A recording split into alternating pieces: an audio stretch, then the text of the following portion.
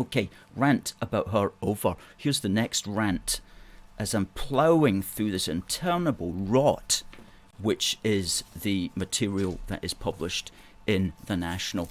There is one good journalist who writes a history article every Tuesday, which I read and learn stuff from, but the rest of it is just interminable rot. Here we've got some woman I've never heard of before called Kelly Given, and apparently she's written this big whole article, which personally I don't believe she's written it, because I can't believe that this person would be able to write an article. Maybe I'm wrong, okay, maybe I'm prejudiced, but I cannot believe that person actually wrote all this stuff, okay, and if she did, then she should be thoroughly ashamed of herself. Anyway, it's all lies. It's having a go, of course, at the British monarchy. Oh, how corrupt Britain is and how unequal it is. And what really annoyed me was she goes that the king was holding, and I'll just quote it, they're holding the scepter. She says, "The great star of Africa shone from Charles's scepter, a diamond weighing more than 3,100 carats that was stolen from South Africa in 1905. And I'm thinking to myself, stolen from South Africa in 1905? That can't be right. There's no way, if it was, they'd still have it in the British sceptre front and centre. No way. So I looked up the Crown Jewels and Coronation Ceremony, which is a guide here in our office. The Great Star of Africa. The Star of Africa, and I'm quoting here from this booklet, is the only great gem in the regalia of which the history is accurately known. It was cut from an immense diamond found in 1905 by Mr. Frederick Wells, manager of the De Beers Premier Mine in South Africa. Walking through the mine, he saw what he thought to be a piece of crystal.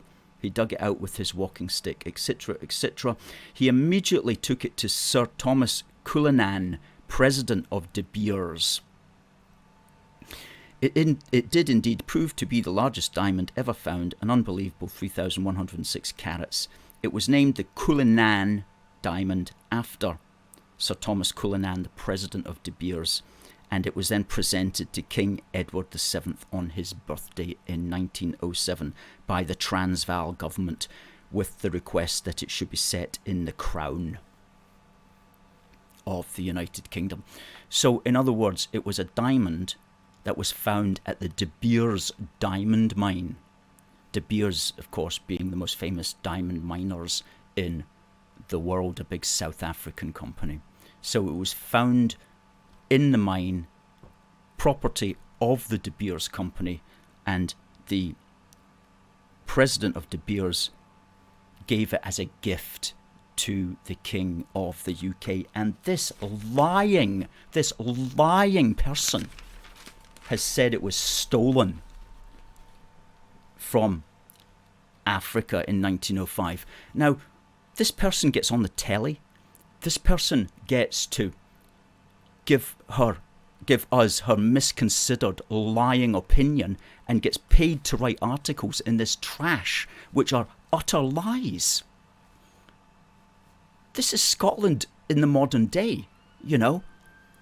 It really, really gets my goat. They're just sheer lies. Now, you see, like, I know that I read this stuff and I'm protected because we have an amazing library of stuff here and I know how to research things. So when I read something that can't be right, I can check it. I can literally check it. But almost everybody does not have that ability. And so people just read it and they go, the king was wearing a crown and the centerpiece is a stolen diamond? That's how people react because they don't know any better. And she knows that, or whoever wrote this article for her knows that.